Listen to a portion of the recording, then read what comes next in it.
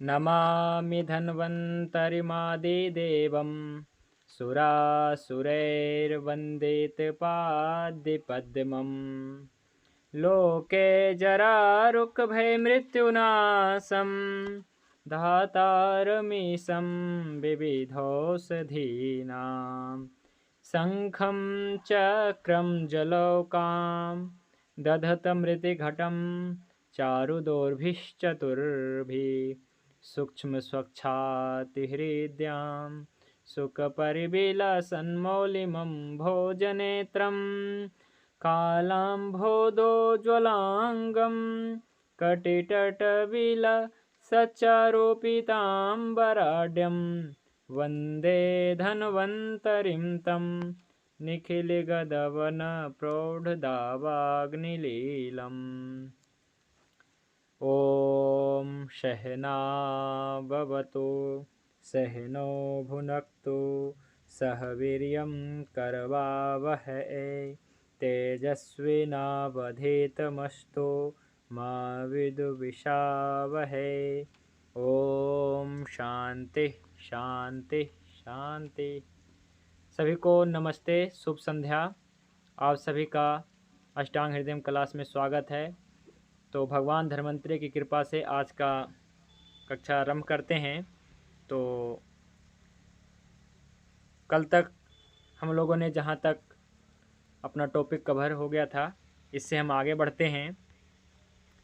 तो जो भी साथी नए हैं उनके लिए मैं बता दूं कि अष्टांग हृदय क्लास का ये 7वां क्लास है ये। और इससे पहले जो भी साथी को ये अपना सिलेबस नहीं मिला है तो कृपया करके व्हाट्सअप करें और अपना ये जो सिलेबस का जो ये PDF है मंगा लें, तो इनको सिलेबस मिल जाएगा और ये समझ सकेंगे। तो अभी हम लोग जो चल रहे हैं दोष धातु मल मूलम ही शरीरम, इस शरीर का जो आधार है दोष है, धातु है, मल है। तो हम एक एक करके डिटेल कर रहे हैं कि दोष क्या है। तो इसी क्रम में दोष का 2 आधार हमने बताया कि शारीरिक दोष हो सकता है और मानसिक दोष हो सकता है। तो शारीरिक दोष में वात पित्त कफ आता है और मानसिक दोष में रज और तम, ये 2 गुण 2 दोष भागवत ऋषि ने बताए हैं। तो अब बात का डिटेल हम लोग कर रहे हैं कि बात क्या है, कैसे कार्य करता है, क्या गुण है, क्या गुण धर्म है, ये सब जानकारी हम लोग इस क्लास में आगे चलेगा। तो अभी बात का क्या गुण है तो हमने डिटेल से बता दिया है, और एक एक गुण कैसे कैसे कार्य करते हैं ये सब हमने पीछे के क्लास में देखा है। तो बात के फिर से बार बार रिपीट करना इसलिए ज़रूरी है क्योंकि अपने पूरी चिकित्सा में यही चीज़ आने वाला है, क्योंकि ये बेस है, आधार है। तो इसको हम बार बार पढ़ते हैं इसलिए, क्योंकि मैं आपको बता दूं कि मैं प्रतिदिन पहले अध्याय को पढ़ता हूं, प्रतिदिन पढ़ता हूं।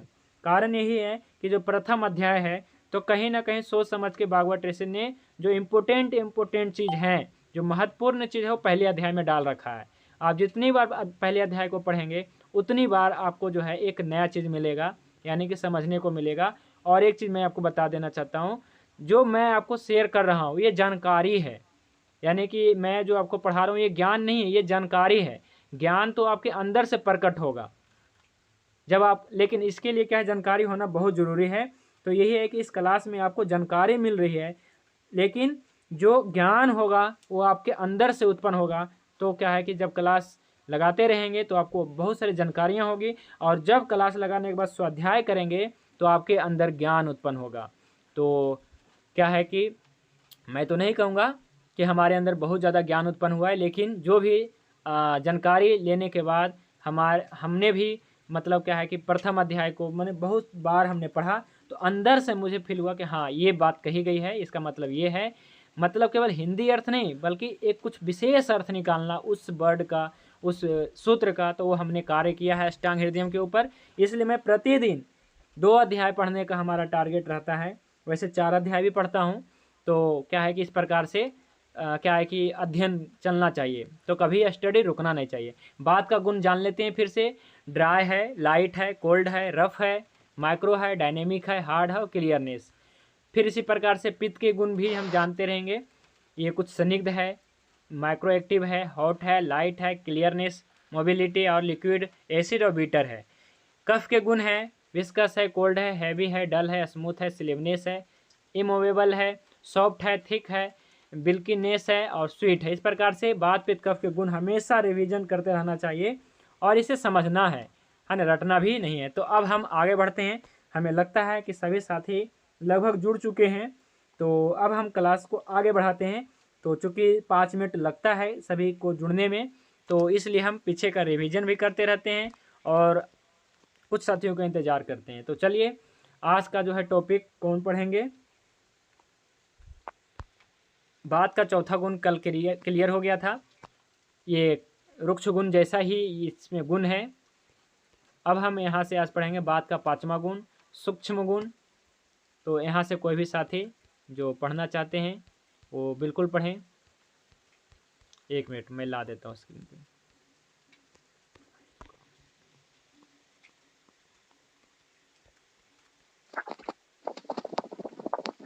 पढ़िए यहाँ से, सूक्ष्म का भी पढ़िए, यहाँ से पढ़िए।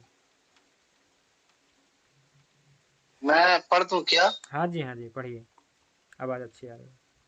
बात का 5वां गुण सूक्ष्म। सूक्ष्म का अभिप्राय छोटा होता है। सूक्ष्म बारीक से बारीक अंग या शरीर में छोटे से छोटे छिद्र में जा सकता है। जब वात के शरीर में रुक्ष, खर, लघु, शीत गुण सभी अंगों को बारीक से बारीक अंगों में ले जाता है, बड़े हो तो सूक्ष्म गुण उस बिगड़े हुए वात को शरीर में सूक्ष्म गुण शरीर में वायु को फैलाकर रुक्षता, खरता पैदा करता है। हाँ जी, तो सूक्ष्म गुण का मतलब क्या है? माइक्रो। सूक्ष्म गुण का अभिप्राय है छोटा होता है, छोटा होता है, बारीक, सूक्ष्म यानी कि बारीक से बारीक अंग या शरीर में छोटे से छोटे छिद्र में जा सकता है। तो शरीर में जब रुक्ष गुण बढ़ गया, बात के जो प्रथम गुण क्या है? ड्राई गुण, रुक्ष गुण, खर गुण बढ़ गया, रफनेस बढ़ गया, लाइट बढ़ गया, शीत बढ़ गया, ये सब गुण बढ़ गया। तो ये सभी बढ़े हुए गुण जो है सूक्ष्म से सूक्ष्म अंगों में यानी बारीक से बारीक अंगों में जा सकता है। तो बढ़े हुए हो तो सूक्ष्म गुण जो है उस बढ़े हुए बात के जो बात को यानी कि ये सब गुणों को सूक्ष्म से सूक्ष्म शरीर में, माने ये गुण के कारण ही शरीर के सभी अंगों में प्रवेश कर जाता है ना। ये सब रुक्ष गुण, खर गुण, लघु गुण जितने भी आप, या फिर आम विष जो हमारे शरीर में टॉक्सिन है, तो इस गुण के कारण ही हमारे शरीर में क्या है कि रोग फैल जाता है ना। तो सूक्ष्म से सूक्ष्म ये जब ये गुण जब क्या है बिगड़ जाता है, तो क्या होता है कि हमारे शरीर में क्या है कि यही गुण है जो बारीक से बारीक जो है अंगों में, मतलब जहाँ पे ये ले जाता है, ये जो है आम विष को ले जाता है, यानी कि कहिए कि एक प्रकार से जो टॉक्सिन होता है हमारे शरीर में, इसको सूक्ष्म से सूक्ष्म चीज़ों में यानी स्थानों पर ले जाने का काम ये बात का सूक्ष्म गुण करता है। और ये जो है जब शरीर में जब वायु बढ़ा हुआ रहेगा जिस भी अंग में, तो वायु को फैलाता है, तो वहाँ पे रुक्षता, खरता पैदा करता है। तो हमारे संपूर्ण शरीर में वायु है, व्याप्त है। इस कारण से ही हमारा जो है ब्लड यानी कि ब्लड जो है दौड़ रहा है हमारे सूक्ष्म से सूक्ष्म मतलब कि अंगों में। तो इस कारण से ये जो गुण है, ये माइक्रो जो गुण है, ये बहुत ही महत्व रखता है कि कोई भी रोग को फैलाने में और इसको आगे बढ़ाने में। और इसी प्रकार से जब सूक्ष्म गुण बढ़ जाता है, तो इस कारण से क्या होता है, एक विशेष कार्य और भी होता है सूक्ष्म गुण के द्वारा, कि एक तो जो हमारे खून का दौड़ान है सभी अंगों में होता है, ये तो जान लिया। और इसके साथ में सूक्ष्म गुण जब अधिक बढ़ जाता है तो दर्द भी बढ़ जाता है ना, क्योंकि ये जो शीत गुण है, शीत गुण को जो है यही गुण है जो बारीक से बारीक अंगों में ले चला जाता है। तो इसकी चिकित्सा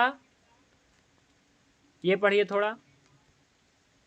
अग्नि का बल अच्छा करके स्नेहन, स्वेदन और निरूहन या मात्रा वस्ती देंगे।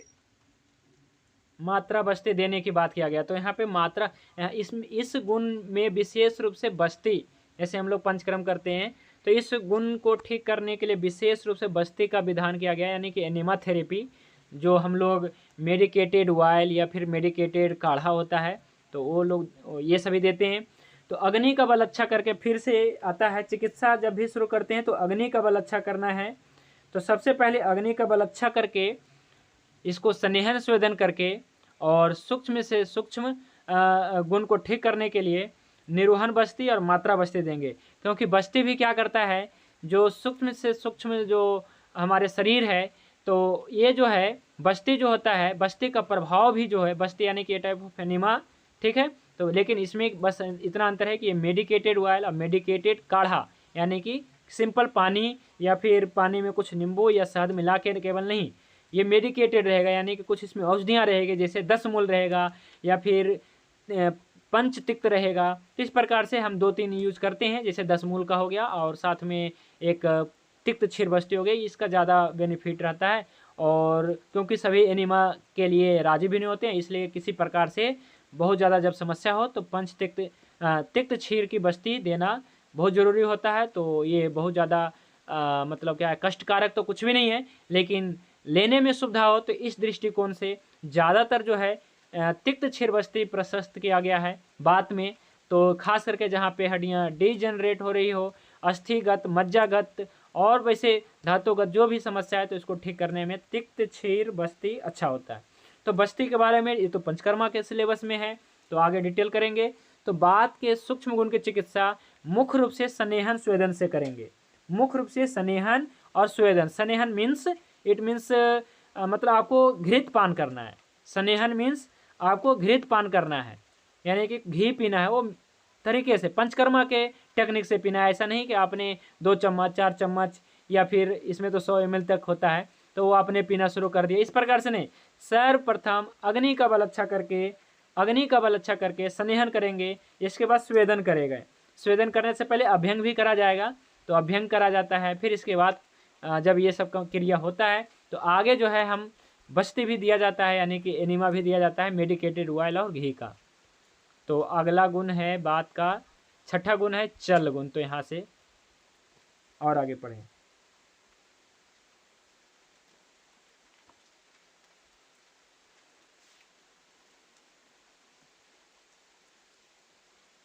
मृत्युंजय दत्ता जी आप पढ़िए, आप पढ़ रहे थे अच्छे से।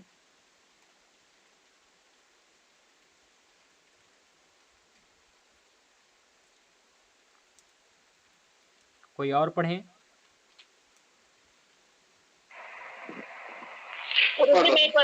वाक का छठा गुण चल। चल का अभिप्राय चलने या बहने वाला है। इसका गुण गतिशील वाला है। वायु अपने चल गुण के कारण ही हमारे शरीर को चलाती है। शरीर में वात जब विकृत अवस्था में होता है तो चल गुण में बाधा और रुकावट पैदा होगी। जब वायु के चल गुण में रुकावट पैदा होगी तो जहाँ रुकावट पैदा होगी वहाँ शरीर में दर्द, ऐंठन, अफारा, अकड़न, सुई चुभन सी पीड़ा रहेगी। हाँ जी, तो सबसे पहले एक प्रश्न आ गया है होलकर साहनी जी का, बात का ये गुण बढ़ जाए तो अग्नि कम होता है क्या, इनका प्रश्न है। तो थोड़ा सा क्लियर करें, बात का ये गुण मीन्स जो अभी हम इससे पहले चर्चा कर रहे थे, क्या इस गुण के बारे में बात कर रहे हैं, सूक्ष्म गुण की बात कर रहे हैं क्या? यदि सूक्ष्म गुण की बात कर रहे हैं तो कोई भी गुण बढ़ जाएगा तो अग्नि तो विषम होना जरूरी निश्चित हो जाता है कि अग्नि विषम हो जाता है। तो क्योंकि बात के केस में क्या होता है, अग्नि विषम होता है, अग्नि मंद नहीं होता है बल्कि विषम हो जाता है। तो फिर भी प्रश्न ढंग से रखिए कि आप क्या कहना चाह रहे हैं। बात का ये गुण मीन्स हमें लगता है सूक्ष्म गुण की बात कर रहे हैं, बढ़ जाए तो अग्नि कम होता है क्या? हाँ, कम होता है, विषम होता है, ऐसा समझ सकते हैं। तो अब जो है बात का छठा गुण चल गुण, ये यानी कि ये इसमें क्या है, बहने वाला, चलने वाला, इसका गुण जो है गतिशील वाला होता है। और इसके कारण, इस गुण के कारण शरीर को चलाने का काम जो है बात के चल गुण करता है। शरीर को चलाने का काम जो है वायु अपने चल गुण के कारण ही हमारे शरीर को चलाती है। और ऐसा जो अष्टांग हृदय में भी है वो हम रेफरेंस यहाँ पे नहीं रख सकें, और मैं कोशिश करूँगा कि रेफरेंस अधिक से अधिक रखा जाए, ताकि आगे के सिलेबस में बस यहाँ तक जो है हमने थोड़ा कम रेफरेंस रखा, इसके लिए मुझे ध्यान नहीं था थोड़ा, लेकिन आगे के सिलेबस में एक एक पॉइंट पे जब मतलब एक एक लाइन पे रेफरेंस है, ताकि जो है अष्टांग हृदय में क्लियर होता जाए। ऐसा ना लगे कि आपको ऐसा ना लगे कि हम अष्टांग हृदय नहीं पढ़ रहे हैं, हम आपका सिलेबस पढ़ रहे हैं। आपको ऐसा लगना चाहिए कि ये जो सिलेबस है अष्टांग हृदय ही है, तो बस ऐसा हमने आगे के सिलेबस में बना रखा है। तो एक एक लाइन के बाद जो है उस का रेफरेंस जो है हमने अष्टांग हृदय से ले रखा है, तो वो सब जो है आपको मिलेगा। तो फिर भी ये जो है जिसे बताया गया यहाँ पे कि वायु अपने चल गुण के कारण ही हमारे शरीर को चलाती है, इसका रेफरेंस अष्टांग हृदय निदान स्थान पहला अध्याय में है।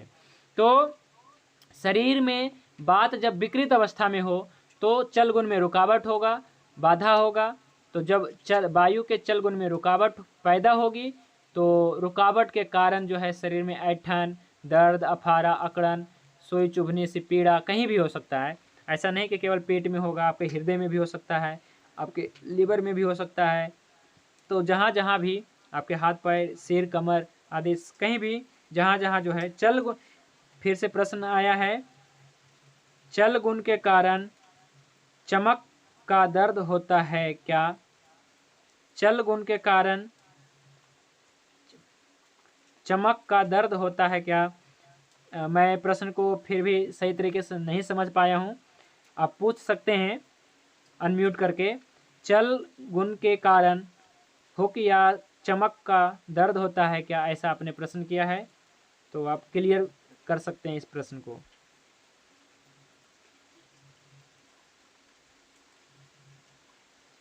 जी अपना सवाल रखिए, जिन्होंने प्रश्न किया वो रख सकते हैं अपना सवाल। चलिए कोई बात नहीं, लास्ट में रख लेंगे शायद। तो मैं फिर भी समझाने की कोशिश करता हूँ ये क्या कहना चाह रहे हैं। ऐसा बताया जा रहे हैं, इनका कहना है या पूछना है कि बात के चल गुण के कारण चमक का दर्द होता है क्या? तो होता है ना, यानी दर्द जो है चमक का होता है, मतलब कभी कभी जो है तेज, ऐसा मैंने चल गुण के कारण जब क्या है कि ये बताया गया ना कि चल गुण का अभिप्राय बहने वाला, जब इसमें रुकावट पैदा होगा तो अचानक से जो है चमक से जो है दर्द होता है। हाँ, तो अनम्यूट आपने नहीं किया है, इस कारण से आवाज़ नहीं आ रही है। अनम्यूट आपने नहीं किया है, माइक खोलिए और आप प्रश्न। हाँ जी, नहीं आपकी आवाज़ नहीं आ रही है। वैद्य शंभुनाथ सिंह जी, आपकी आवाज़ नहीं आ रही है। यस, तो हम आगे बढ़ते हैं। इनका ये कहना था कि नेटवर्क प्रॉब्लम, हाँ नेटवर्क प्रॉब्लम कहीं कहीं हो रहा है, वर्षा ऋतु है तो कोई बात नहीं, हम आगे बढ़ते हैं। आगे पढ़िए, उससे अगले अंगों के कार्य,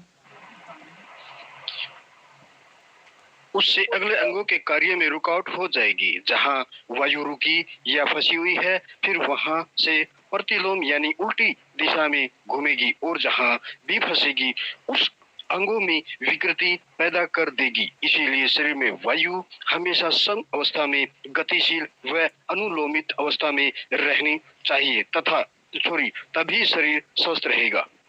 हाँ, तो अंगों में जब अंगों के कार्य में रुकावट हो जाएगी, जिससे इससे पहले हमने पढ़ा कि रुकावट जब होगा तो शरीर में दर्द, ऐंठन, अफारा, अकड़न और सुई चुभने से पीड़ा होगी। तो उससे अगले अंगों के कार्यों में भी रुकावट होती चली जाएगी, आगे के धातुओं में भी और अंगों में भी बारी बारी से जो है जहाँ वायु रुकेगी, फंसेगी, है ना, तो वहाँ जो है वहाँ पे दर्द होगा, या फिर वहाँ से प्रतिलोम यानी कि जहाँ पे रुकावट हुआ तो वहाँ से प्रतिलोम हो जाएगा, यानी कि उल्टी दिशा में। वायु की दिशा क्या है कि नीचे के मार्गों से, है ना, अपान वायु के रूप में निकलनी चाहिए।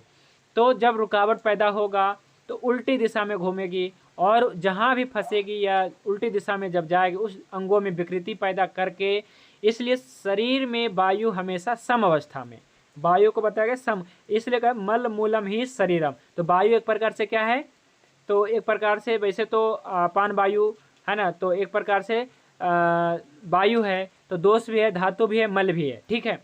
तो हमारे शरीर में जो है वायु हमेशा सम होनी चाहिए, और ये जो है गतिशील तो रहता ही है, लेकिन हमेशा अनुलोमित अवस्था में रहनी चाहिए, तभी शरीर स्वस्थ रहेगा।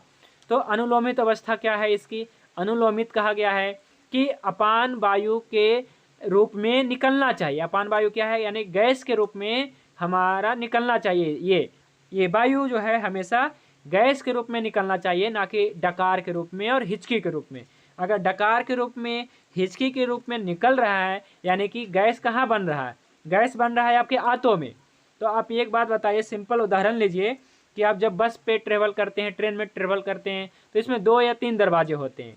तो जो जिस दरवाजे के पास में होता है तो उस दरवाजे से निकलने की कोशिश करता है, निकलता भी है। और यही सिद्धांत है कि पास के दरवाजे से निकलना चाहिए, ना कि जो है आगे वाला पीछे और पीछे वाला आगे जाकर निकलेगा। तो क्या ये सामान्य है? नहीं, दो चीज़ें होंगी। एक तो क्या है कि धक्का मुक्की होगा। तो इसी प्रकार से गैस बन रहा है, आपके आंतों में बन रहा है ना। तो आपके आंतों में गैस बन रहा है, तो क्या हो रहा है कि इसका नज़दीक रास्ता क्या है? तो अपान वायु के रास्ता है ना। तो जहाँ क्या है, अपान वायु के रास्ता है। लेकिन यदि वो वायु ऊपर से निकलने की कोशिश करेगा कि नहीं, छोटी हाथ होते हुए हम पेट में जाएंगे, पेट से फिर क्या है कि आपका जो है आहार नाल के थ्रू फिर मुख से बाहर निकलेंगे, तो कितना मतलब धक्का मुक्की कितना ज़्यादा मतलब हो रहा होगा। तो इसको कहते हैं अनुलोम प्रतिलोम होना। और अनुलोम क्या है? आपके गैस बना पेट में, आपके आंतों में बना, इसके बाद जो है एनएस के थ्रू मतलब ये अपान वायु के रूप में निकल गया। तो कितना आसान है। तो यही बताया जा रहा है कि वायु हमेशा, वायु क्या है? दोष भी है, धातु भी है, मल भी है। तो ये जो वायु है मल के रूप में अनुलोमित रहना, अनुलोमित अवस्था में रहना चाहिए, यानी कि अनुलोमन होनी चाहिए, यानी कि गैस के रूप में निकल जाना चाहिए। जितना भी मतलब क्या है कि आवश्यकता शरीर को है चलाने के लिए तो ठीक है, बाकी जो वायु है वो अनुलोमन के रूप में निकलते रहना चाहिए, तो वो सही है। तो जो है इस प्रकार से है। अब यहाँ पढ़िए कि शरीर में वात का चल गुण क्यों और किस कारण से विकृत होता है? शरीर में वात का चल गुण शरीर में बिगड़े हुए रुक्ष, लघु, शीत और खर गुण के कारण बिगड़ता है। वात के चल गुण की चिकित्सा। तो शरीर में चल गुण बढ़ने क्यों और किस के कारण बिगड़ता है? तो जो पहला गुण है, देखिए सारे जो है गुण में जो सबसे प्रधान गुण क्या है? रुक्ष गुण है। तो शरीर में वात का चल गुण शरीर में बिगड़े हुए रुक्षता, लघुता, शीतलता और खर गुण के कारण ही बिगड़ता है। यानी कि जो पहले गुण बिगड़ा है, ठीक है, पहले के जो गुण बिगड़ा है, इसके बिगड़ने के फलस्वरूप ही चल गुण बिगड़ा है। तो इसकी चिकित्सा भी आप समझ गए होंगे कि जो पहले के जो गुण हैं, रुक्ष गुण, लघु गुण, शीत गुण, खर गुण, जो जितने भी गुण कहे गए हैं, तो ये सभी गुणों की हमें चिकित्सा कर देनी है। तो हमें जो है बात के चल गुण की चिकित्सा ठीक मिलेगा। तो अग्नि का बल अच्छा करके, फिर से आता है टॉपिक कि अग्नि का बल अच्छा करके स्नेहन, स्वेदन और बस्ती देनी चाहिए। अग्नि का बल पहले अच्छा करेंगे, जठर अग्नि को अच्छा करेंगे, इसके बाद जो है हमें स्नेहन, स्वेदन यानी कि अभ्यंग, इसको जो है स्नेहपान करवाना, अभ्यंग यानी कि मेडिकेटेड ऑयल या फिर ऑयल से मसाज करना, स्वेदन करना, स्टीम बाथ देना, और फिर इसके अंततः जो लास्ट में जो है हमें उसे बस्ती देना, बस्ती देना है मेडिकेटेड ऑयल या फिर काढ़ा का। और अंत में एक चीज़ और है, रसायन सेवन भी करना है लास्ट में जो है रसायन द्रव्यों का, जैसे अश्वगंधा है, शतावरी, मुख्य रूप से शतावरी है, तो जो स्निग्ध भी है, मधुर भी है, तो ऐसे द्रव्यों को जो है मतलब सेवन करना। तो बस्ती के बाद जो है बाद में आता है, यानी कि ये टोटल पंचकर्म एक प्रकार से समझ लीजिए। तो सबसे पहले अग्नि का बल अच्छा करना है। कुछ लोग क्या करते हैं, केवल यहीं तक कर रह जाते हैं कि अग्नि का बल अच्छा करते हैं, थोड़ा सा स्नेहन करके इसके बाद छोड़ देते हैं, मतलब स्नेहपान कुछ घी वगैरह खा के छोड़ देते हैं। तो इसके आगे का भी प्रोसेस है, अग्नि का बल अच्छा करके, स्नेहन करके, अब मालिश करके, स्वेदन करें, स्टीम बाथ लें, एनिमा लें, इसके बाद जो है लास्ट में रसायन सेवन यानी कि कुछ औषधियाँ सेवन करने। अब यदि आप चाहें कि नहीं, बात का रुक्ष गुण बढ़ा है, खर गुण बढ़ा है, शीत गुण बढ़ा है, चल गुण बढ़ा है, तो हम इसमें केवल दवाइयाँ लेकर के ठीक कर सकते हैं क्या? है ना, क्या हम स्नेहन स्वेदन ना करें तो क्या ठीक हो सकते हैं क्या? तो देखिए, जो लाइन ऑफ ट्रीटमेंट है उसको फॉलो करेंगे तो उचित है। जो लाइन ऑफ ट्रीटमेंट है यानी कि जो चिकित्सा सूत्र है, जो चिकित्सा सूत्र है उसको फॉलो करेंगे तो जल्द, और आप जो ठीक होंगे या फिर जो भी है आप जब स्वस्थ होंगे तो आप एक लाइन ऑफ ट्रीटमेंट के थ्रू हुए हैं, तो आप कभी दोबारा से जैसे बीमारी अवस्था में थे, जब आप निकल जाएंगे इस ट्रीटमेंट के थ्रू, तो आप दोबारा से जो है बीमार नहीं पड़ेंगे।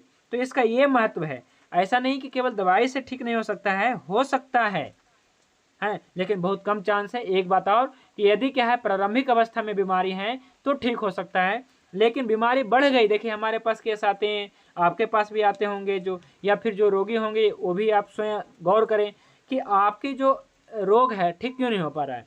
तो इसलिए भी नहीं हो पा रहा है कि आपकी जो अवस्था है ये, और दूसरी बात है कि आप जो देर जो कर दिए हैं ट्रीटमेंट लेने में, आपकी देरी हो गई है, तो इस कारण से भी, तो इस कारण से क्या है कि जो रोग यानी कि रोग जो है वो व्यापक हो चुका है, संपूर्ण शरीर में फैल चुका है, तो इसमें समय तो लगना है।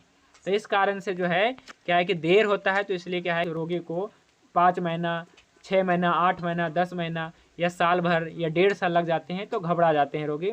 तो ये है कंडीशन। तो अब जो है आज का जो टॉपिक रहेगा, अभी मात्र ऐसा है कि हमने थोड़ा सरल से सरल शब्दों में बताने की कोशिश किया है कि ये केवल जो है आपको समझ में आना चाहिए कि इसकी क्या चिकित्सा है। तो अब जो टॉपिक है जो आगे मैं शेयर कर दूंगा कल ग्रुप में, तो यहाँ से पढ़ेंगे। हम लोगों ने जान लिया है वैसे 2 गुण के बारे में और रह गया है, क्लियरनेस और हार्ड। तो इसके बारे में भी पढ़ लेते हैं। थोड़ा मैं बता देता हूँ टॉपिक। हार्ड के बारे में पढ़ेंगे। तो हार्ड गुण देखिए, वैसे भागवत ऋषि ने इस सूत्र में केवल 6 गुण के बारे में ही चर्चा किए हैं। हार्ड और क्लियरनेस के बारे में आगे के ग्रंथों में, मतलब भागवत ऋषि ने भी किया है, चरक ऋषि ने भी। तो हार्ड के बारे में ऐसा समझ लीजिए कि जब रुक्षता बढ़ जाएगी, शीतलता बढ़ जाएगी, तो वो वस्तु हार्ड हो जाएगा। उदाहरण मैंने कल ही पेश कर दिया था।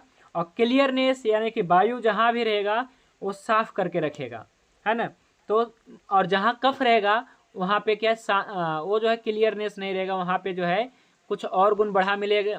जैसे जो कफ का जो गुण है वहाँ पे जो है हमेशा जो है कफ के गुण जो बताए गए हैं, तो कफ के गुण के कारण वहाँ पे गंदगी रहेगी, यानी कलेद रहेगा। समझ रहे हैं। तो बात का गुण जो है, फिर से मैं ले आता हूँ बात का। देखिए अब पूछा जाएगा आपसे बात का कितने गुण है, तो 8 गुण कहना है जी, ठीक है। तो 6 गुण नहीं कहना है, 8 गुण हैं इसके। हार्ड और क्लियरनेस भी इसी में रखना है, जो भागवत ऋषि ने भी बताया है, चरक ऋषि ने बताया है। और कफ के जो गुण हैं वो है इसमें यहाँ पे कलेद इसमें आप समझ ले मृत्सन, है ना। स्लिमनेस यानी कि ये जो है हमेशा जो है कलेद पैदा करेगा, यानी वहाँ पे यानी कि साफ सफाई नहीं रहेगा, यानी कि वो साफ नहीं रहेगा।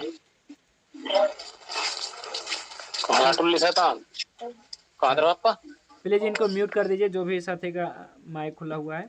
या फिर कोई प्रश्न है तो आप सभी लोग, चैट बॉक्स है खुला हुआ है, आप सभी लोग चैट बॉक्स में, मैं देख रहा हूँ कि बहुत सारे प्रश्न आ रहे हैं, तो आप लोग जो है चैट बॉक्स में करिए। तो देखिए हम लोगों ने जान लिया है कि बात के 8 गुण है जी, ठीक है। तो इस गुणों को आपको ध्यान रखना है, यानी कि इसको समझना है, और आप गौर करना है कि आपके शरीर में कौन सा गुण बढ़ा हुआ है। यदि आप रोगी हैं तो ये समझिए। तो देखिए कितना आसान है आयुर्वेद को समझना। मात्र 6 दिन की क्लास में, 1 सप्ताह भी नहीं हुआ, तो जो भी व्यक्ति क्या है कि ऑनलाइन सुनेंगे, तो क्या है कि उनके लिए एक बहुत बढ़िया, मतलब क्या है कि अपने शरीर को जानने का मौका मिलेगा। मात्र 7 दिन के क्लास में जिस व्यक्ति का बात बढ़ा होगा वो समझ गए होंगे अपने शरीर को, या फिर जो चिकित्सक हैं वो जो पहली बार अष्टांग हृदय को ध्यान कर रहे हैं, तो या फिर अध्ययन कर रहे हैं, तो उनको समझ में आ गया होगा कि कौन सा गुण व्यक्ति में बढ़ा हुआ है, यानी ड्राई बढ़ा है, लघु बढ़ा है, कोल्ड बढ़ा है, रफ बढ़ा है, माइक्रो डायनेमिक या क्लियरनेस या फिर हार्डनेस। तो इस प्रकार से मुख्यतः जो है ड्राई गुण जो है इसमें प्रधान है। तो ड्राई गुण की चिकित्सा जो है इसी प्रकार से होगा। अग्नि का बल अच्छा करेंगे, अभ्यंग करा जाएगा, मैंने घृतपान करा जाएगा, अभ्यंग करा जाएगा, और स्वेदन करना चाहिए, फिर एनिमा भी देनी चाहिए।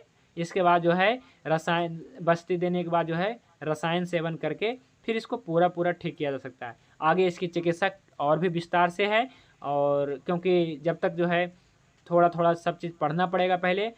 जैसे क्या है कि बस्ती देना है, तो बस्ती के बारे में अभी तो नहीं बताएंगे, वो तो पंचकर्मा के आगे के सिलेबस में है, तो बताया जाएगा, 3रे महीने के सिलेबस में है ये। तो हम अब आगे से पढ़ते हैं कि बात के ये जो गुण हैं आखिर क्यों। हाँ जी, तो बहुत बहुत धन्यवाद शंभुनाथ सिंह जी, आप कह रहे हैं कि बहुत ही आसान तरीके से समझा रहे हैं, जो समझ में आ रही है। तो बहुत बहुत धन्यवाद। अच्छा लगता है, जिससे क्या है कि आप लोग चैट बॉक्स में अपना जो भी राय है वो डालते रहिए, और जो भी प्रश्न है वो भी डालते रहिएगा।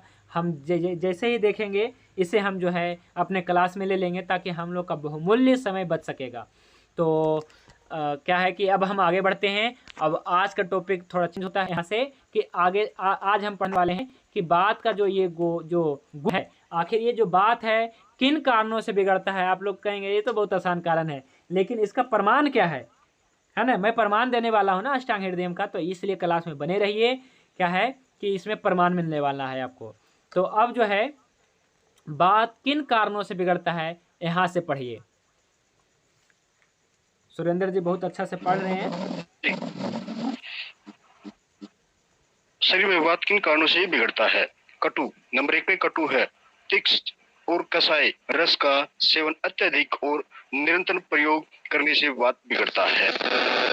वात का ठीक है यहाँ तक, ठीक है यहाँ तक पढ़ें, है ना। और जैसे ही आपका पढ़ा हुआ हो जाए तुरंत माइक जो है म्यूट करिए, ताकि रिकॉर्डिंग बहुत अच्छा हो सके। तो शरीर में बात किन कारणों से बिगड़ता है, तो इसके बारे में जो है आज से जो है टॉपिक हो गया है, और ये कल तक टॉपिक रहेगा। तो अभी जो है हम पढ़ने वाले हैं बात किन कारणों से बिगड़ता है। तो सबसे पहले जो है जान लेते हैं, सही कारण जान लेते हैं। इसके बाद जो है हम क्या करेंगे, एक एक कारण जो है डिटेल से करेंगे। इस प्रकार से अभी जो है हमने एक एक गुण किया है, इस प्रकार से अब एक एक गुण जो है, माफ़ करिएगा ये जो है PDF में अभी नहीं जोड़ा गया है, तो जोड़ करके और आपको कल ग्रुप में शेयर कर दिया जाएगा, ठीक है। तो यहाँ से पढ़ें बात प्रकोप के निदान या बात प्रकोप के कारण। तो पहला कारण क्या था? पहला कारण है तिक्त कटु कषाय का सेवन करना। तो इस प्रकार से यहाँ से नीचे तक पूरा पढ़ दीजिए, जो आपके स्क्रीन पे शेयर है जी। वात कर प्रकोप के निदान। तीते, कटुए, कसेले, रस प्रदान द्रव्यों के सेवन से थोड़ा रूखा तथा प्रमित नपातुला अर्थात भूख के अनुसार न खाकर प्रतिदिन एक ही मात्रा में भोजन करने से मल मूत्र आदि अधारणीय वेगों को रोकने से मल मूत्र आदि के प्रवृत्त न हुए वेगों को प्रेरित करने, उबाड़ने से, रात्रि में जागने से, अधिक जोर से बोलने से, शक्ति से अधिक कार्य करने से, भय से, शोक से, चिंता से, अधिक व्यायाम शारीरिक श्रम करने से, अधिक स्त्री सहवास करने से, ग्रीष्म ऋतु में दिन के तिहाई भाग में, रात्रि के तिहाई भाग में तथा आहार के पचने पर वात दोष प्रकोपित होता है। देखिए बहुत बड़ी पॉइंट यहाँ पे कह दिया गया है कि बात प्रकोप के निदान, कि बात क्यों बढ़ता है, वायु क्यों बढ़ता है ना। तो वायु के जितने रोग हैं आगे क्लियर भी है, हमारे सिलेबस में रहेगा। वायु के जो 80 गुण हैं, 80 रोग हैं, वो सब क्लियर मैंने लिखा गया हिंदी प्लस अंग्रेजी इंग्लिश लैंग्वेज में, और संस्कृत के सूत्रों के साथ में, तो वो जो है आगे है। लेकिन यहाँ पे जानेंगे कि वायु प्रकोप के निदान, कि बात प्रकोप क्यों होता है, बात क्यों बढ़ता है। तो ये जो है आपको रेफरेंस दिया गया है अष्टांग हृदयम का, जो निदान स्थान है पहला चैप्टर से दिया गया है।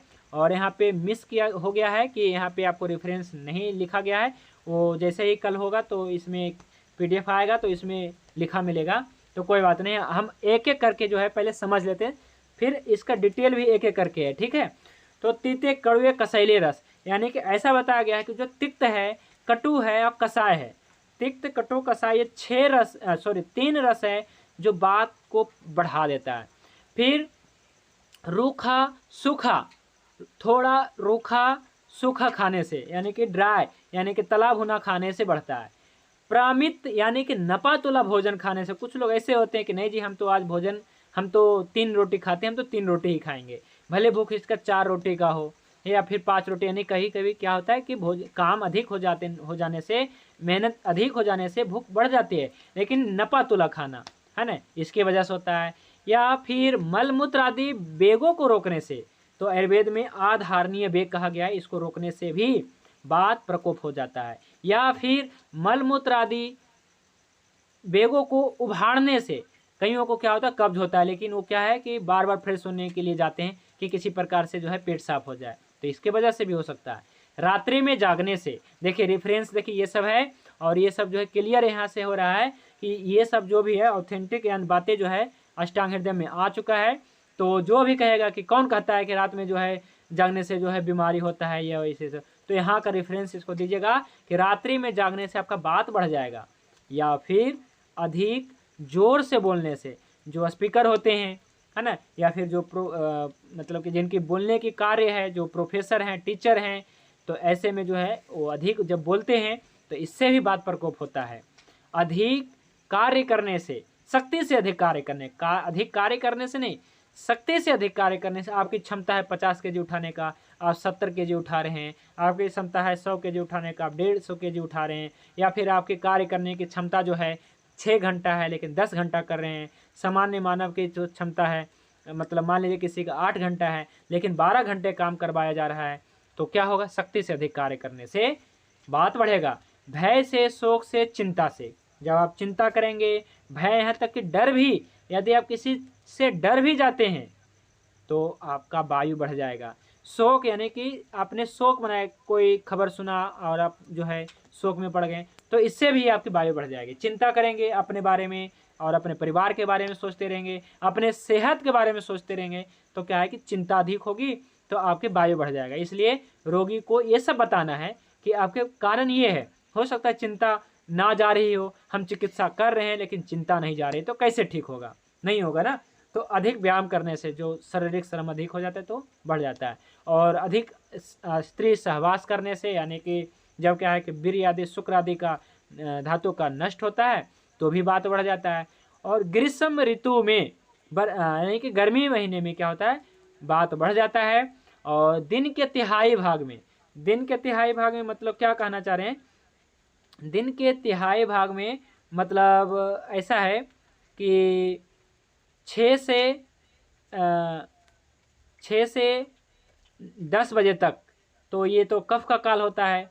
10 बजे से लेकर के 2 बजे तक जो है पित्त का काल होता है, और 2 बजे से लेकर के 6 बजे तक बात का काल होता है, चाहे दिन का हो चाहे रात का हो। जैसे अभी का समय क्या चल रहा है, 8:30 हुआ है, ठीक है, तो 8:30 बजे हैं, तो अभी कौन सा काल होगा, यानी कि अभी बात का काल, सॉरी अभी जो है कफ का काल चल रहा है, अभी कफ का समय चल रहा है। लेकिन 2 बजे से लेकर के 6 बजे तक, ठीक है, भारत के अनुसार अलग अलग देशों में अलग अलग स्थान पे, और हो सकता है कि भारत के पूरब में और पश्चिम में थोड़ा सा डिफरेंस भी होगा। मतलब ऐसा नहीं है कि 2 से 6 हमने कह दिए तो वही होगा, मतलब ऐसा समझना है कि ये जो है 4 घंटे 2 से 6 ऐसा बताया गया है, ठीक है। तो 2 3 4 5 6 4 घंटे का इस प्रकार से, मतलब कि टोटल दिन के मतलब क्या है कि 3 भाग कर दिए, रात को भी 3 भाग कर दिए, और 3 दोष होते हैं, वात पित्त कफ, इस प्रकार से। तो फिर से मैं बता देता हूँ, यहाँ पे बताया गया है कि दिन के तिहाई भाग में, तो तिहाई मतलब होता है 2 से 6 ही, चाहे 2 से 6 शाम हो, चाहे 2 से 6 सुबह का जो मॉर्निंग टाइम होता है या इवनिंग टाइम होता है। तो इस प्रकार से इस समय बात का प्रकोप बढ़ता है।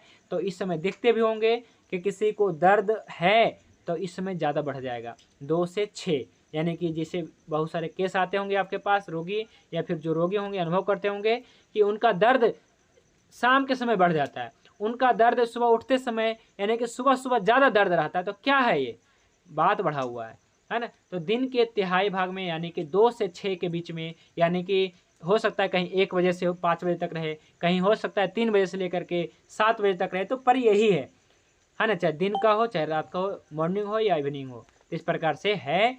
और रात्रि के तिहाई भाग में, दिन के तिहाई भाग में एक ही बात है, आहार के पच जाने पे, आहार के पच जाने यानी कि जब छोटी आंत में अपना आहार अपने आंतों में जब भोजन पच जाता है तो उस पाचन के दौरान गैस बनता है, तो इस प्रकार से कहा गया है। अब हम बारी बारी से जो है क्या है कि एक एक जो है जो बात के बढ़ने के कारण है, बारी बारी से जो है एक एक कारण हम जानेंगे।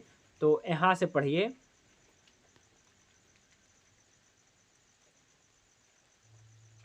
ठीक है, आपने पढ़ा था कि तिक्त कटु कषाय रस का सेवन करने से अत्यधिक सेवन करने से, केवल सेवन नहीं, अत्यधिक सेवन करने से, निरंतर प्रयोग करने से बात बिगड़ जाता है, बात प्रकोप हो जाता है।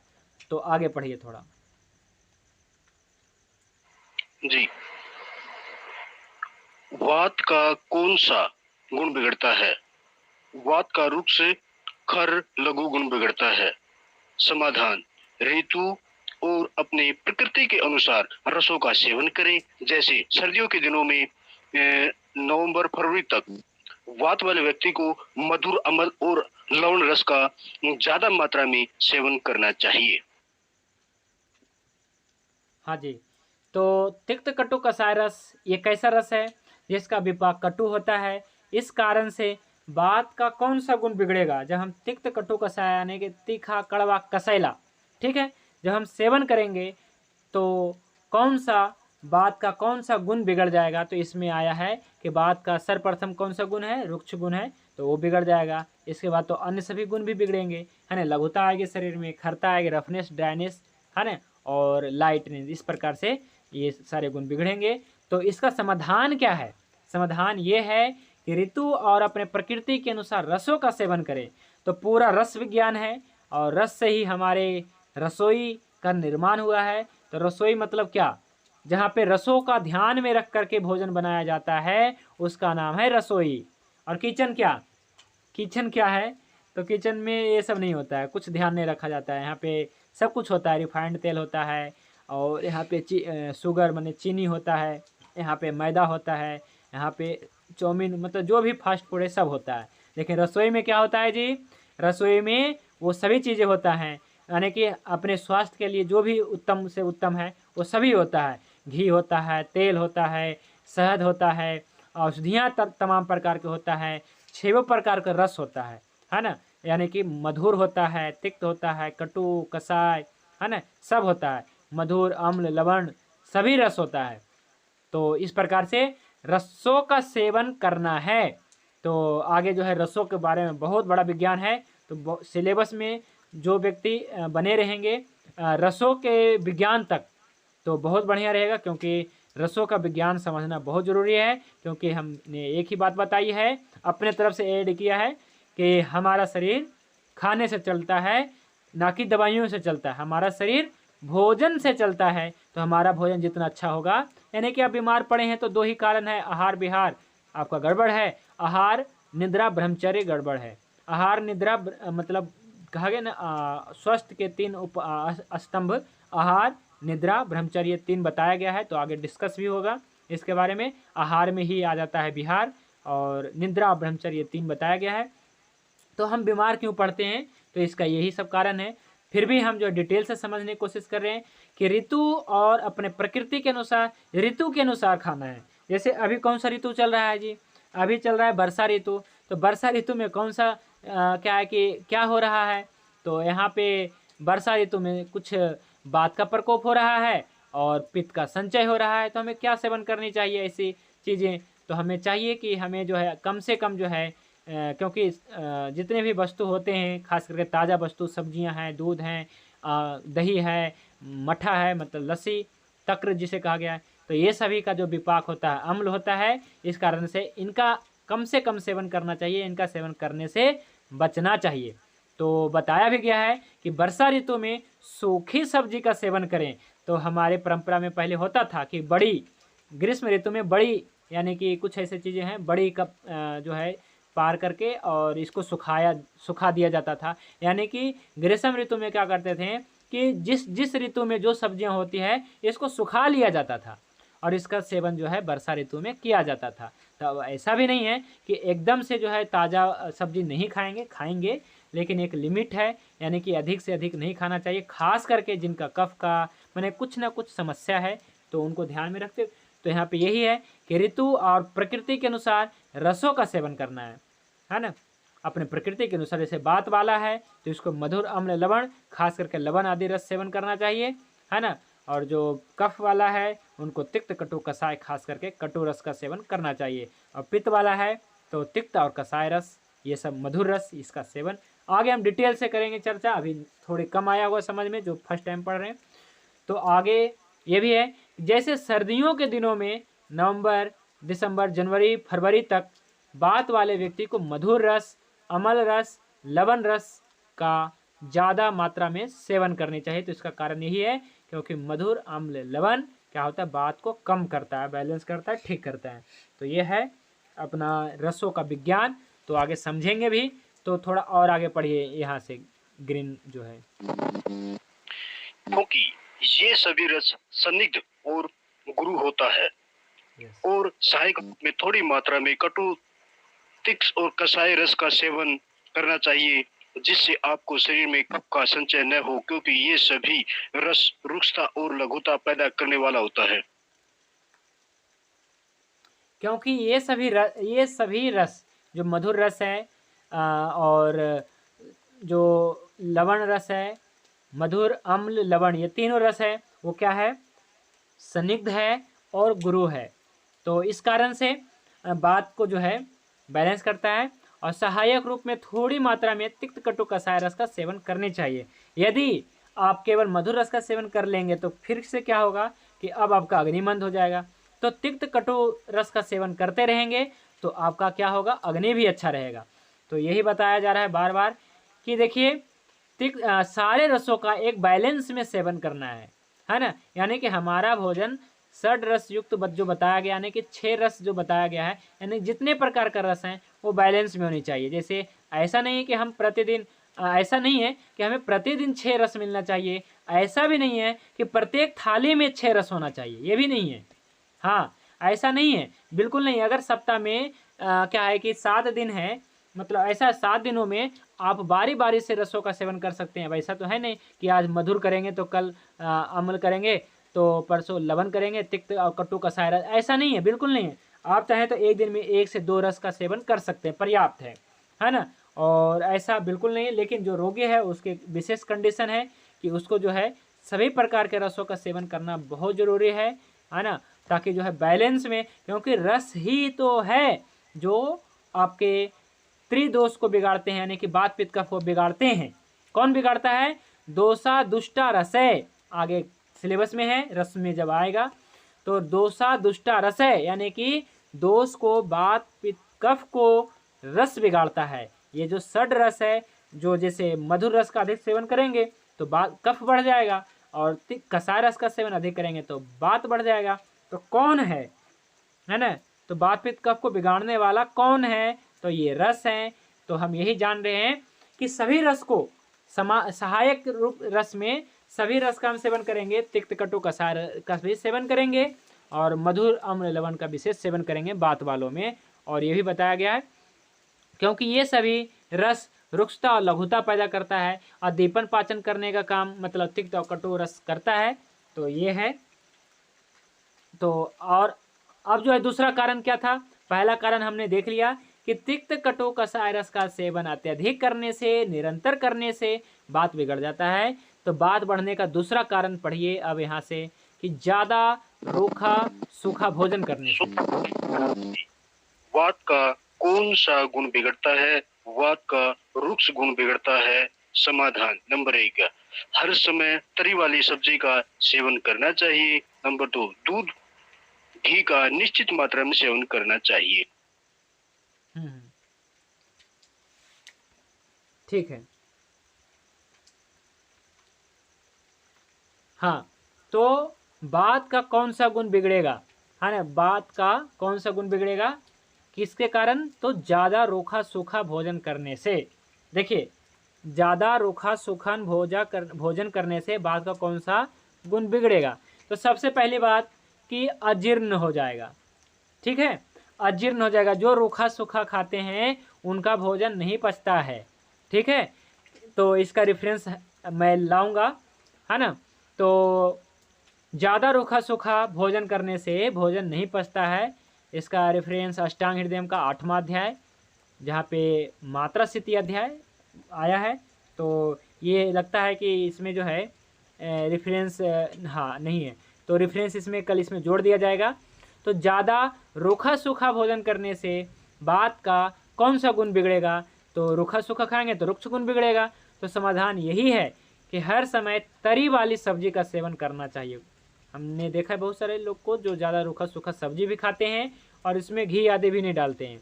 और साथ में दूध घी का निश्चित मात्रा में सेवन करनी चाहिए, अति तो कहीं नहीं करना चाहिए। इस निश्चित मात्रा हर बार मैं बता रहा हूँ कि निश्चित मात्रा में करनी चाहिए, ठीक है। तो ये जो है ज़्यादा रूखा सूखा खाने से भोजन तो पचेगा नहीं, पहली बात है ना, और ये रुक्षता करता जाएगा। तो इस प्रकार से भोजन में घी होना जरूरी है ना, तो यानी कि शुद्ध चिकनाई आदि होना बहुत ज़रूरी है। अब जो है देखिए यहाँ से रेफरेंस आदि के साथ आया है सिलेबस में, तो यहाँ से पढ़िए अब तीसरा कारण नपातुला। नपातुला खाना अर्थात निश्चित मात्रा में खाना। आगे पढ़ते जाए। अर्थात भूख के अनुसार न खाकर एक ही मात्रा में भोजन करने से वात प्रकोप होता है, और भूख से कम खाएंगे तो वात का लघु गुण बढ़ेगा, और भूख से अधिक खाएंगे तो वात के चल गुण में विकृति होगी, यानी वात का चल गुण प्रभावित होगा, जिन कारणों से वात का चल गुण में रुकावट पैदा होगा। देखिए ठीक है, तो वात का बढ़ने का जो तीसरा कारण है भागवत जी ने बताया है नपातुला खाना। देखिए क्लास लगाने का यही फायदा है। क्लास में जितने भी मैं देख रहा हूँ बहुत प्रश्न आ रहे हैं व्हाट्सएप चैट बॉक्स में, तो वैद्य सुमेश पाल सिंह जी का मैसेज चैट बॉक्स में प्रश्न आया है कि बताएं कि वेट मैनेजमेंट के लिए भी तो भोजन कम करते हैं, तो क्या इससे भी बात बढ़ेगा क्या? तो यही भागवत ऋषि आप लोग का जो है आप लोग के प्रश्न का उत्तर देने वाले हैं, ठीक है जी। तो ये सिलेबस में आ ही गया, यानी कि आगे के टॉपिक में आ गया। तो देखिए जो सीरियसली यानी कि जो गंभीरता से पढ़ रहे हैं तो प्रश्न आते ही रहेगा। तो आप सभी से निवेदन करते हैं कि जो भी आपके मन में प्रश्न है चैट बॉक्स में डाल दीजिए, है ना, ताकि हम जो है क्लास के बीच में प्रश्न को ले लें और आगे इसका जो है हल हो जाए। तो बहुत अच्छा लगता है कि प्रश्न आ रहे हैं, है ना। तो बिल्कुल बढ़ सकता है वैद्य सुमेश पाल सिंह जी, बिल्कुल बढ़ सकता है। वेट मैनेजमेंट के लिए जो अपना वजन कम करना चाहते हैं तो क्या करते हैं कि भोजन ही कम कर देते हैं, और जिनको शुगर कम करना होता है वो शुगर ही छोड़ देते हैं, मतलब मीठा खाना ही छोड़ देते हैं, है ना। तो ऐसे पेशेंट आते हैं और जो ऑनलाइन सुन रहे होंगे, है ना, क्योंकि क्या है कि अपना ये जो क्लास जो है बहुत ज़्यादा सुना जा रहा है, लोगों के द्वारा बहुत ज़्यादा सुना जा रहा है, बहुत ज़्यादा मतलब क्या है कि सब्सक्राइबर बहुत ज़्यादा गेन हो रहे हैं और वॉच टाइम बढ़ रहे हैं। तो अच्छा है, जैसा मेहनत किया जा रहा है तो ऐसा जो है फल मिल रहा है ना। और आप लोग जो प्रश्न रख रहे हैं तो सबका क्लियर होता जा रहा है ना, तो अच्छा है। तो नपातुला भोजन करने से अर्थात निश्चित मात्रा में खाने से आगे क्लियर है, भागवत ने 2 स्थान पे बताया है कि क्या है। चलिए मैं बता देता हूँ। भूख के अनुसार ना खाकर एक ही मात्रा में भोजन करने से वात प्रकोप होता है, और भूख से कम खाएंगे तो वात का लघु गुण बढ़ जाएगा। चाहे आपका वजन बहुत ज़्यादा बढ़ा क्यों ना हो, लेकिन भूख से कम खाएंगे तो वात विकृत होगा, यानी लघुता तो आएगी, विकृत होगा और आगे चल करके बढ़ भी जाएगा। और भूख से अधिक खाएंगे तो वात के चलगुण बढ़ जाएगा, यानी कि फिर से विकृत होना है, यानी कि जब ये विकृत हो जाएगा, यानी कि ऐसा बताया गया है कि जितना आपके भूख है उतना अवश्य खाएं। ऐसा नहीं है कि आप वेट मैनेजमेंट करना चाहते हैं तो आप जो है भोजन कम करेंगे। आपको भोजन कम नहीं करना है, आपको जो है क्या है कि आपको वर्कआउट करना है। लोग भोजन कम कर देते हैं, नहीं, आपको वर्कआउट करना है, ठीक है। आपको मेहनत अधिक करना है, भोजन कम नहीं करना है, ठीक है। आपको आलस कम करना है। तो इस प्रकार से होने चाहिए विचार। लोग भोजन ही कम कर देते हैं तो बात का कौन सा गुण बिगड़ जाएगा, है ना। नपातुला खाएंगे तो क्या होगा, बात का लघुता आ जाएगी, बात में बात का लघु गुण बढ़ जाएगा, है ना, और बात का चल गुण बढ़ जाएगा। तो देखिए ऐसा है कि जो व्यक्ति नपातुला भोजन करते हैं, देखिए क्या है कि सबके साथ होता है वैसे। तो क्या है कि जब आप एक ही प्रकार का भोजन, है ना, और एक निश्चित प्रमाणित, यानी कि हम तो इतना ही खाएंगे, ज़्यादा खाएंगे तो क्या है कि इनडाइजेशन हो जाएगा। तो इस प्रकार से लोगों का रहता है कि शाम का भोजन कम खानी चाहिए, है ना, शाम का भोजन बिल्कुल कम खानी चाहिए। लेकिन मैं ऐसा मानता हूँ, भागवत ऋषि मानते हैं जितना भोजन है उतना तो खा लो, कोई दिक्कत नहीं है, मेहनत करो, है ना। तो जिस कारण से क्या होता है कि बात बढ़ जाता है। तो यकीन मानिए हमारे को ऐसे पेशेंट मिलते हैं डेली केस टेकिंग में, प्रैक्टिस में, कि लोगों का जो है कई इस कारण से बात बढ़ा मिलता है, इनमें लघुता है, चल गुण बढ़ा हुआ है, रुक्षता है। क्यों है? क्योंकि रात का भोजन जो है बहुत कम कर रहे हैं, बहुत कम, मतलब जितना भूख है उतना कर ही नहीं रहे हैं। क्यों? क्योंकि जो है इनको बता दिया गया है, इनको डरा दिया गया है डाइटिशियन के द्वारा कि जो है रात का भोजन कम करनी चाहिए, ज़्यादा करोगे तो क्या है कि कैंसर सेल ग्रोथ कर सकता है ना। तो बहुत ज़्यादा डर जाते हैं। तो ऐसे कभी भी नहीं डराने चाहिए, चिकित्सक का ये काम नहीं है। चिकित्सक का काम ये है कि सही सही जो है ज्ञान वो बताना। तो क्लास ये जो क्यों है, ये अष्टांग हृदय क्लास क्यों है? तो अष्टांग हृदय क्लास इसलिए है ताकि जो सही है वही है ना, यानी कि जो सही है वो रेफरेंस के साथ में, प्रमाण के साथ में आपको बताया जा रहा है। दुनिया में जो है यूट्यूब पे क्या है, फेसबुक पे क्या है, व्हाट्सअप में क्या है कि अपना अपना जो है मत के अनुसार अपने अपने राय लिख देते हैं।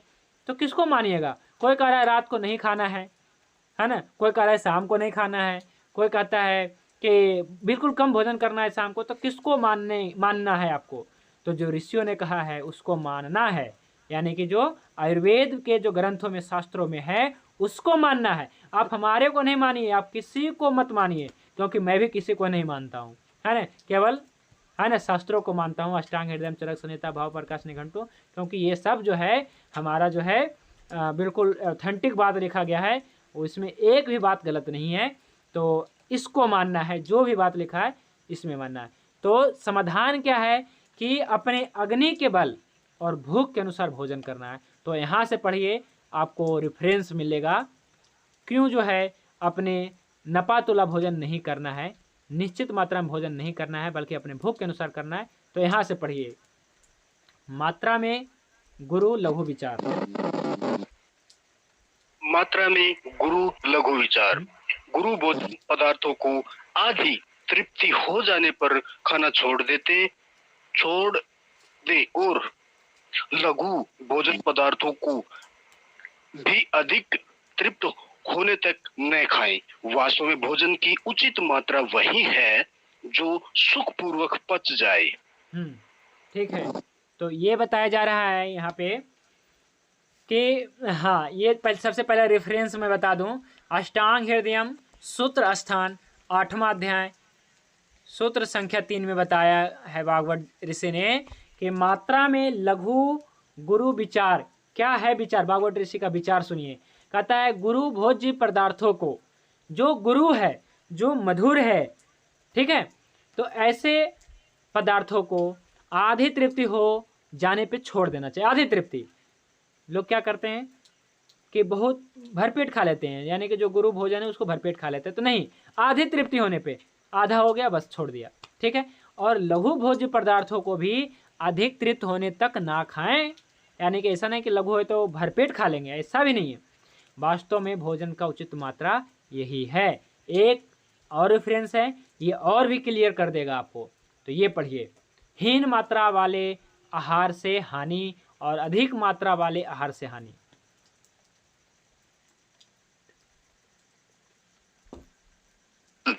शरीर पुष्टि तथा भोजन को नहीं कम दिखाई दिया। भोजन ही क्या शरीर है?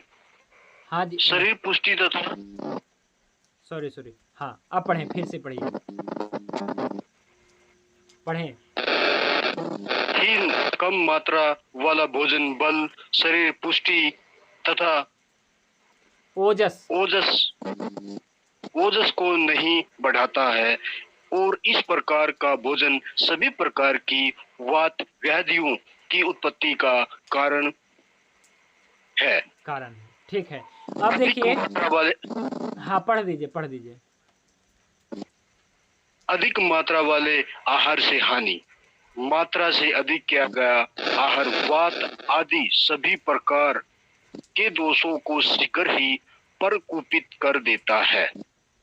हाँ, देखिए आज का टॉपिक यहीं तक रखेंगे, और ताकि जो है जो प्रश्न आया था वेट मैनेजमेंट के लिए कि भोजन कम करते हैं तो क्या बात बढ़ेगा, निश्चित रूप से बात बढ़ेगा, क्योंकि भागवत ऋषि का कहना है हीन मात्रा वाले आहार से हानि, कि जब भूख जितना है उतना नहीं करते हैं आप भोजन। मात्रा माने हीन मात्रा वाला भोजन बल, शरीर पुष्टि और ओजस को नहीं बढ़ाता है, और इस प्रकार का भोजन सभी प्रकार के वात व्याधियों की उत्पत्ति का कारण होता है। तो आपने ये सूत्र देख लिया।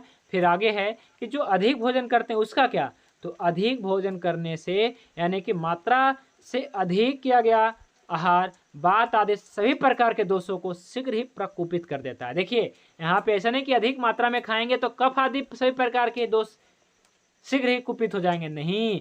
यहाँ पे फिर से मैं बता रहा हूँ, जब अधिक मात्रा में खाएंगे, मात्रा से अधिक भी खाएंगे तो बात का ही जो है मतलब क्या है कि दोष जो है, गुण जो है आपके प्रकोपित होगा। ऐसा क्यों है, कोई साथी थोड़ा सा क्लियर करेंगे, अपना कुछ दिमाग लगा के बताइए ताकि आप लोग को भी थोड़ा मौका मिले। यस बताइए कि अधिक मात्रा, ठीक है कम मात्रा हमने भोजन किया तो वात व्याधि उत्पन्न हुआ, लेकिन अधिक मात्रा में जब किया हमने भोजन तो वात आदि सभी प्रकार के दोष शीघ्र ही कुपित होंगे, ऐसा क्यों लिखा है। यानी कि ऐसा नहीं कि पित्त नहीं होगा, कफ नहीं होगा, कफ भी विकृत होगा क्योंकि वात ही विकृत हो गया। वात क्या है, इंजन है, और पित्त और कफ क्या है, डब्बे हैं। जब इंजन ही बिगड़ गया यानी कि गड़बड़ है तो फिर डब्बे भी गड़बड़ है। तो इस प्रकार से वात आदि सभी प्रकार, तो वात आदि सभी प्रकार के दोष शीघ्र ही कुपित हो जाते हैं। यहाँ तक किसी का कोई प्रश्न है तो चैट बॉक्स में डालिए। और शंभुनाथ जी आपका जो है बार बार जो है आ रहा है कमेंट, अति के कारण, अति के कारण मैं समझ नहीं पा रहा हूँ आप क्या कहना चाह रहे हैं, क्योंकि इससे पहले भी आपका एक कमेंट आ चुका है अति के कारण। क्लियर करिए आपका सवाल या फिर आपका जो भी कहना है। यह सब यहाँ पे आप लोग सभी अपना प्रश्न रखिए क्योंकि 9 बज चुके हैं। तो अब जो है आज का टॉपिक यही, और कल से जो है ये सब जो है मल मूत्र आदि आधारणीय वेगों को रोकने से भी होता है, ये सब रेफरेंस आदि के साथ में है। तो इसका जो है आप लोग को कल नया PDF में मिलने वाला है, ठीक है। तो चलिए, और भी प्रश्न आया है कि इंटरमीडिएट फास्टिंग सही है या गलत है। क्या है इंटरमीडिएट फास्टिंग, तो ये बताया गया ना कि 14 घंटा 16 घंटा जो है आपको भूखे रहना है। देखिए सबके लिए सब चीज़ें सही नहीं है ना। तो कुछ लोगों को अच्छा रहता है, कुछ लोगों को नहीं रहता है, तो कुछ भी गलत नहीं है इसमें, है ना, सही है, लेकिन सबके लिए भी सही नहीं है ना। तो ये भी है सब। हाँ, रात में हल्का खाएं या भारी, वैद्य जी आपने ऐसा प्रश्न किया है ना वैद्य जी प्रदीप जी, कि रात में हल्का खाएं या भारी खाएं। तो वैसे तो जितना भूख है उतना खाएं, है ना, जितना भूख है उतना खाएं, इसमें सवाल ही नहीं होना चाहिए कि हल्का खाएं भारी खाएं। लेकिन फिर भी कहा गया लाइट तो खाना चाहिए, लेकिन जितना भूख है उतना तो खाएं, इसमें दिक्कत नहीं होनी चाहिए। हाँ, और डाइट करके, बढ़िया एक उत्तर आया है चैट बॉक्स में कि डाइट करके जो वजन कम करते हैं फिर वजन बढ़ जाता है, निश्चित रूप से वजन बढ़ जाएगा, है ना। तो इसलिए वर्कआउट करके अपना वजन कम करिए। यस, वर्कआउट करके जब आप वजन कम करेंगे तो आपका वजन नहीं बढ़ेगा, और फिर डाइट को नॉर्मल रखिए तो आपका वजन नहीं बढ़ेगा, किसी का वजन नहीं बढ़ेगा, है ना। और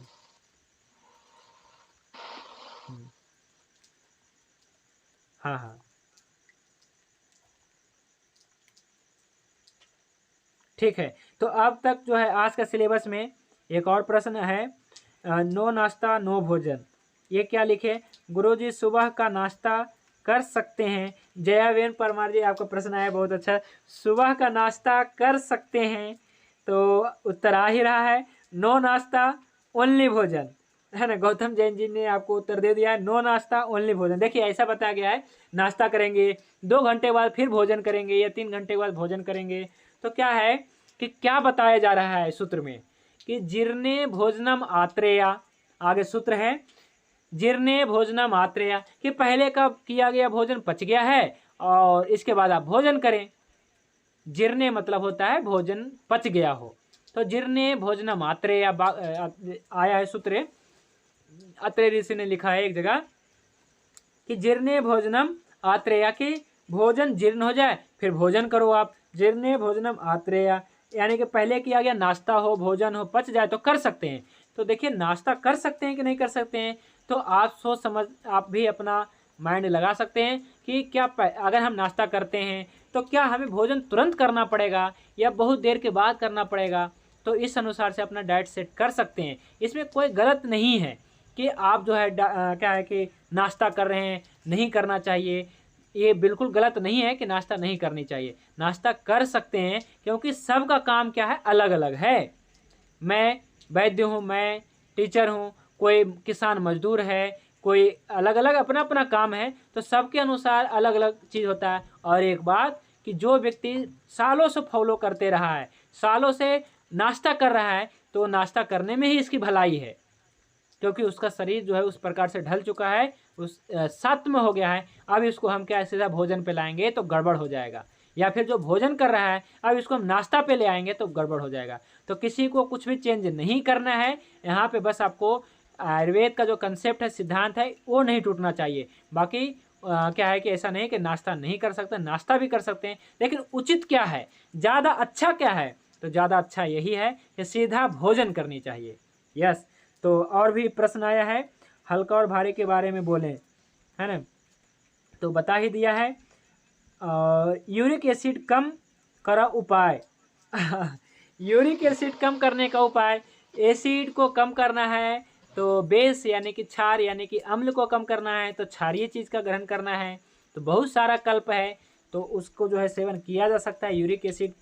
और भी प्रश्न है, ठीक है, और भी प्रश्न आया है डॉक्टर पूनम बलहारा जी का, टाइमिंग ऑफ फूड क्या रखना चाहिए, टाइमिंग ऑफ फूड क्या रखना चाहिए, एंड शतावरी और अश्वगंधा कैसे लेना है बात को बैलेंस करने के लिए।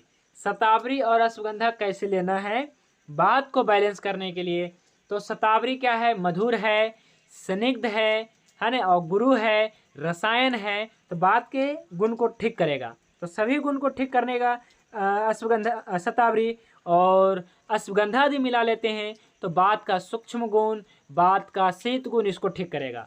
ठीक है, तो अपने अनुसार भी कितनी मात्रा में लें, तो देखिए कभी भी मात्रा अष्टांग आयुर्वेद में नहीं बताया गया है, क्योंकि आप लोग पढ़ रहे हैं तो देश काल प्रकृति के अनुसार वो मात्रा निर्धारित कर लिया जाता है। फिर भी क्या है कि 5 ग्राम 10 ग्राम इस प्रकार से मात्रा दी जा सकती है। मात्रा का निर्धारण जो है रोगी को देख करके, यानी कि उस जिसको हम दे रहे हैं उसको देख करके करते हैं, ना कि ऑनलाइन क्लास में करते हैं मात्रा का निर्धारण। हम समझ सकते हैं घी के साथ। तो अगर क्या है कि बात के रुक्ष गुण है तो शतावरी दीजिए, घी के साथ में शीत गुण है, चल गुण है तो अश्वगंधा दीजिए घी के साथ में, या फिर वैसे भी दे सकते हैं, है ना, लेकिन घी के साथ सर्वथा उत्तम होता है ना। अरिष्ट भी दे सकते हैं अश्वगंधा का, क्योंकि अरिष्ट जो होता है बात के क्या होता है, विषम अग्नि होता है, तो अरिष्ट देंगे थोड़ा दीपन पाचन होगा, और अरिष्ट सबसे हल्का भी होगा, और घी तो उत्तम है ही, अश्वगंधा घृतम अच्छा ही रहेगा, है ना। तो ये सब आज का जो है टॉपिक में था। अब किसी का कोई प्रश्न है तो अनम्यूट करके आप लोग रखें प्रश्न, क्योंकि आप लोग के भी क्या है कि प्रश्न आने चाहिए, ताकि जो है सुनने वाले को लगे कि हाँ क्लास में जो है और भी साथी जुड़े हुए हैं, ऐसा ना है। ठीक है, तो और भी साथी अब जो है अनम्यूट करके प्रश्न रखें और अपना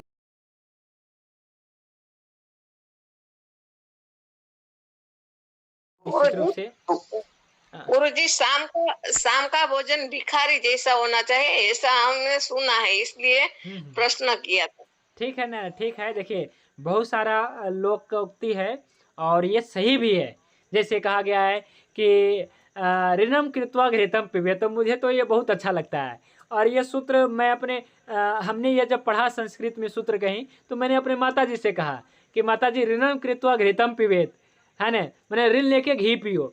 तो कहते तो हम भी जानते हैं, यानी कि घी के महत्व को बताता है ये, यानी कि बात के रोग, क्योंकि बात के रोग ज़्यादा है ना, इस कारण से जो है प्रथा है कि घी पीना चाहिए, मैंने घी खानी चाहिए।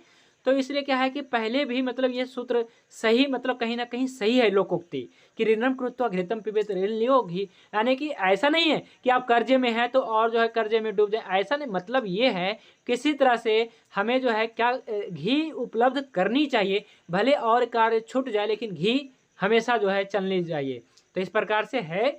तो और भी प्रश्न वैसे आगे हैं, तो ये सब के क्लास जो है चल रहा है। तो अब जो है हम जो है आज के जो है टॉपिक को यहीं पे करते हैं और जाते जाते जानकारी जो है दे देते हैं। जो भी साथी नए वो सभी हृदयम क्लास को जो है क्लास का फॉर्म भरें। और ये जो क्लास जो है 6 महीने चलने वाला है। आपको नोट्स मिलने वाला है, PDF मिलने वाला है और आपको प्रैक्टिकल ट्रेनिंग और सर्टिफिकेट आदि भी मिलने वाला है। और ये क्लास प्रतिदिन 1 घंटा चलेगा और सप्ताह में 5 दिन चलने वाला है। तो स्क्रीन पे नंबर शेयर किया गया है, इस नंबर पे आप व्हाट्सअप करें और व्हाट्सअप करके आपको एक गूगल फॉर्म भेजा जाएगा। और इसके बाद जो है आप फॉर्म भरेंगे तो आपको जो है एक अलग ग्रुप में जोड़ा जाएगा, जहाँ पे प्रतिदिन क्लास का टॉपिक और नोट्स और रिकॉर्डिंग वीडियो मिलता रहेगा। और इस प्रकार से जो है अपना ये क्लास सही चल रहा है। और सभी से निवेदन भी है, आप क्लास की लाभ उठा रहे हैं तो अधिक से अधिक जो है दूसरों को भी मौका दीजिए, है ना। अधिक से अधिक अपने, लेकिन मेहनत तो किया है आप लोगों ने भी कि इस क्लास के बारे में अधिक से अधिक जानकारी दिया है। इस कारण से ही अष्टांग हृदयम बैच 10 में अब तक जो है 44 मेंबर जुड़ चुके हैं और भी आगे संभावना है, क्योंकि टारगेट जो है 50 है ना। तो इस प्रकार से आज का टॉपिक जो है यहीं। और सुधीर जी आज जो है कुछ तो और भी कोई प्रश्न है तो आप सभी लोग से निवेदन है कि जो व्हाट्सएप ग्रुप में आप जुड़े हुए हैं अष्टांग हृदयम डेमो क्लास में, तो ऐसा नहीं है कि ऐसा नहीं है कि क्लास ख़त्म हो गया है तो अब ऐसा हमें उत्तर नहीं मिलेगा। आप बेझिझक अपने व्हाट्सएप ग्रुप में जो भी जिसमें जुड़े हुए हैं ग्रुप में, तो आप व्हाट्सएप कर दें, इसका उत्तर कोई ना कोई अवश्य दे देगा। और मैं भी समय निकाल करके अपडेट करता रहूँगा आप सभी को। और मैं तो कहूँगा कि आप जो है डिस्कस भी करें, हाँ ना, आपस में जितने भी 180 मेंबर हैं अष्टांग हृदयम डेमो क्लास में, आपस में जो है अपने केस को भी रख सकते हैं।